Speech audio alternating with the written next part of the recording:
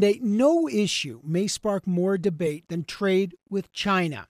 And this week, a group of Canadian premiers went to China to drum up business. The problem is, what kind of business? Hanging over the trip is that $15 billion proposed takeover of the Calgary-based oil and gas firm Nexen by a Chinese state-owned company called CNOOC, China National Offshore Oil Company. This is the biggest foreign takeover bid ever by a Chinese company, and it's thrown Canada's foreign takeover rules under the microscope once again.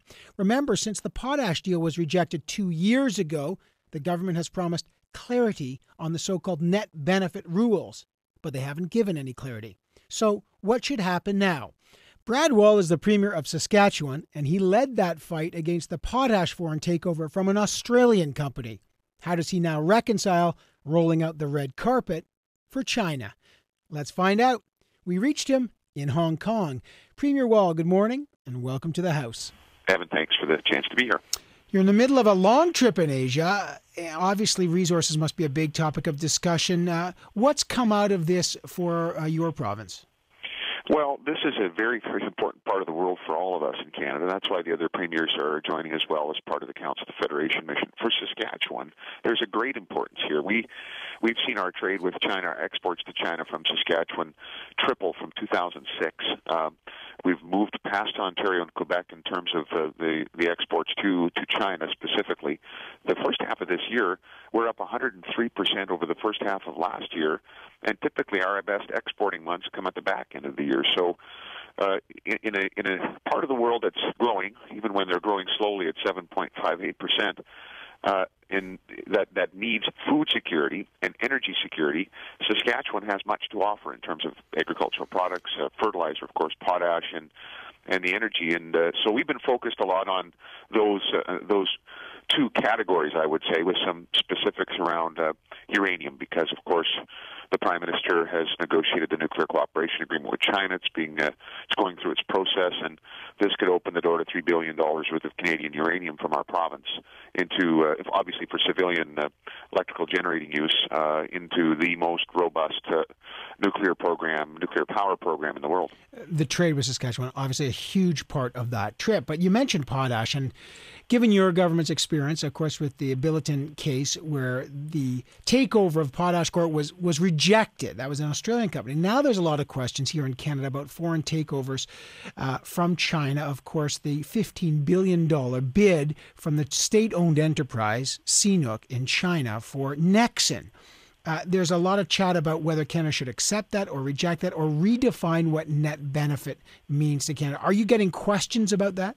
Yes, we're getting questions about it. Nexen doesn't have any operations in Saskatchewan, so they're not questions related directly to the province, but rather the Canadian situation in terms of takeovers. Our policy in Saskatchewan towards China and others, frankly, is that our preference is for foreign investment to be about brownfield expansions of existing mines or perhaps existing businesses or greenfield, brand new projects.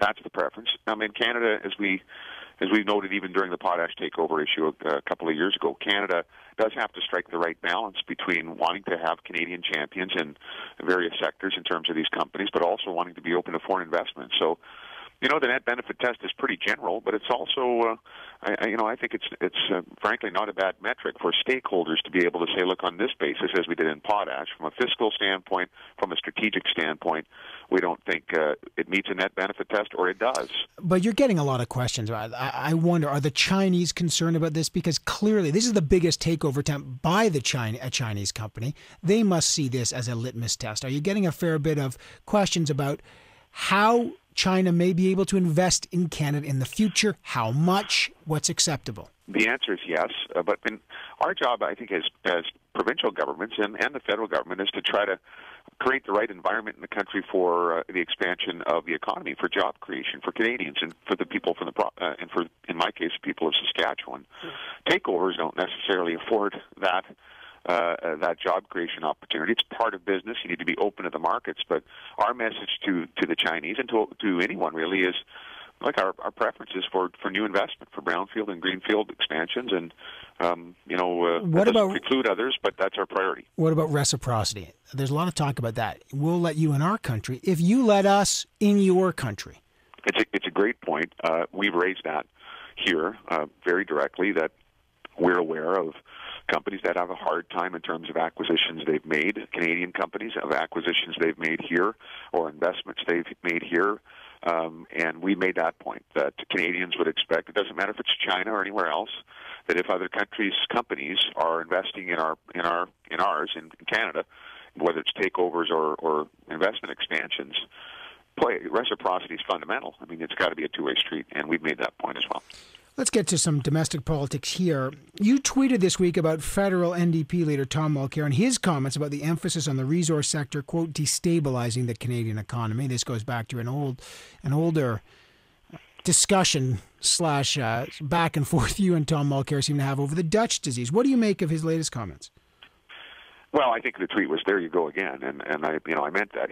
The irony is we're right in the middle of a trade mission in China, where the Chinese understand that a decided advantage for Canada in this world today, and therefore for our province, is that we do have natural resources, that we have answers to questions that the world has around food security and energy security. And yes, we need to add value to those resources wherever we can, and frankly improve that side of the equation. And that's what we're trying to do. I think that's what the country needs to continue to do. But in the meantime, and even while that innovation and that value-added processing is expanding, we have an advantage of these natural resources in a world that wants them. And so,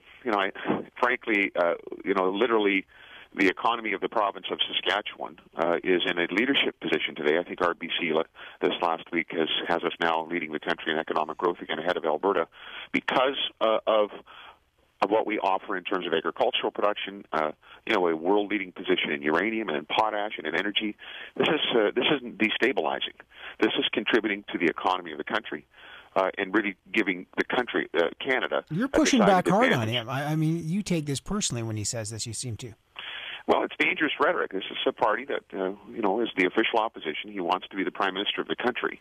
I think it betrays a fundamental understanding of what a Canadian advantage is right now. I mean, in the world today, we have a very destabilized economy, but we can have some assurance, at least, that the cycle might be a little bit easier for Canada, even the downward pressure on the cycle, because a world that wants those things, and I sound like a stuck record, but a world that wants food security and energy security will want those things, notwithstanding the cycle of the economy. I mean, it's certainly going to move up and down. We're not immune to it, but it's part of our advantage, and I'd hope that the official opposition would start to see that. Finally, Premier, I want to talk to you about, obviously, Peter Lougheed. I wonder what your reaction was to the death of Peter Lougheed, a real giant among premiers in Canadian history. Well, I knew he wasn't well. Premier Redford informed me of that, but his death was still. I was very sad. Here is a political hero of mine, and I got to know him reasonably well because he went from political hero to mentor in some respects. He was willing to come and help us implement our own growth agenda here in the province, give us some advice on things that we ought to do and things we ought to avoid. And he agreed to come out and told me that he was worried we couldn't afford his consultation fee, and I asked how much that would be, and he said it was going to be a steak sandwich. And a good steak. That's what it ended up being, and it might be the most important steak sandwich Saskatchewan ever bought for anyone, because advice is before that, frankly, even when I was in opposition, he took time whenever I would go to Calgary and want to meet to patiently answer my dumb questions and provide very, very good advice to us. And so growing up watching the events of the 70s in terms of federal-provincial relations and that dynamic, he's really why I got interested in politics, watching him. And he was, for me, a bit of a political hero, and now had been in more recent years a mentor. So we just lost a great Canadian, and he by far is Saskatchewan's favorite Edmonton Eskimo. Nicely said. A nice tribute to a great life, Peter Lougheed from the Premier of Saskatchewan. Brad Wall, Premier Wall, good to have you back on the program. Thanks, Evan.